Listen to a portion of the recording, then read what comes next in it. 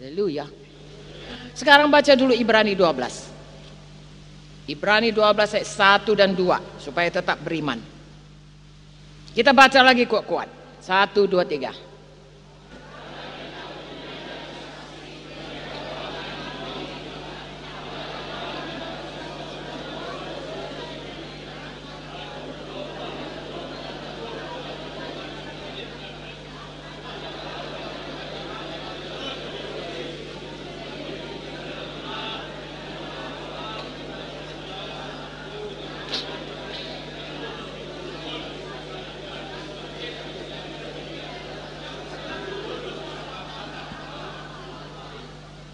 Oke, sambung satu lagi, ayat 3.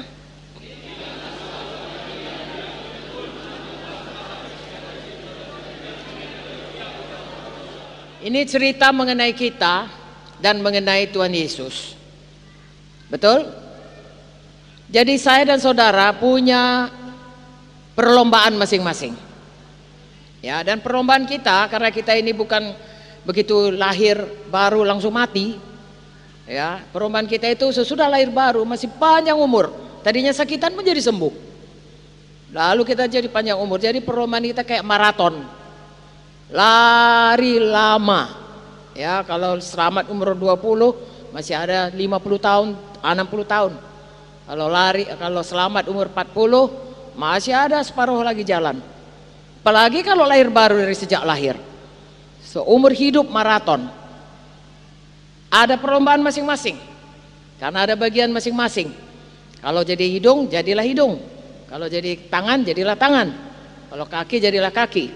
Ya, seluruh anggota sidang saudara punya perlombaan masing-masing. Jadi masing-masing kita ada bahagian. Lagi-lagi goalnya Yesus. Di mana ditempatkan Yesus, itulah goal kita. Jadi ada masing-masing bahagian kita. Itu sebabnya perlu mengenal Yesus. Dengan mengenal Yesus kita mengenal bagian kita. Dan kita tidak mengambil bagian orang lain. Karena itu sama juga, nggak tahu goalnya. Haleluya. Tapi yang jelas apapun bagian kita, di mana Tuhan tempatkan kita, di mana karunia-Nya diberikannya kepada kita, jalankan itu. Haleluya.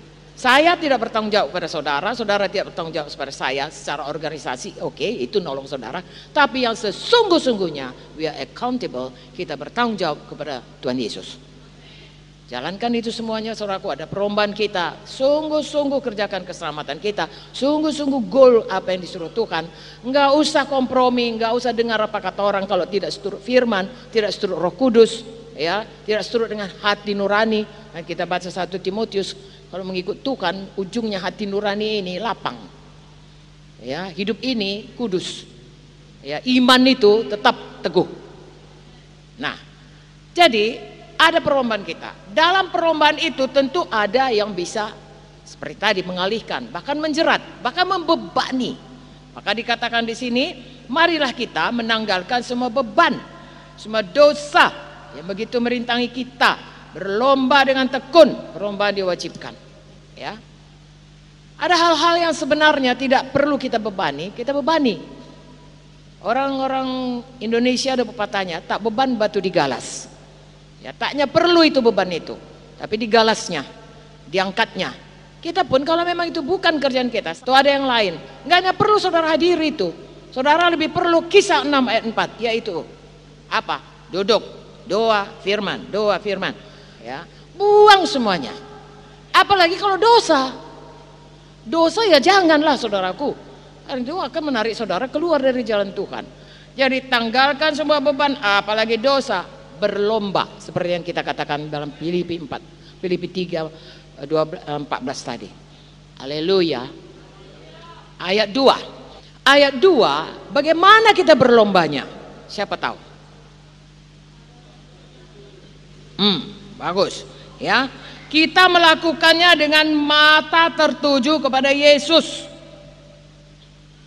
Jadi lagi-lagi ini lebih menekankan yang saya katakan tadi.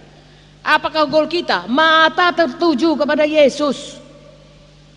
Apapun yang saudara lakukan, mata tertuju kepada Yesus. Saya berdiri sekarang ini mengajar saudara, Ya, mata tertuju kepada Yesus supaya rencana Yesus jadi sama kita semua.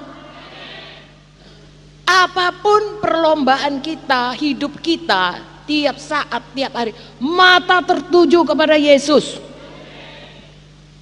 Apa artinya? Karena Yesus itu yang memimpin kita. Ini yang kalau bahasa Inggris ya, the author. Artinya yang author itu pengarang buku.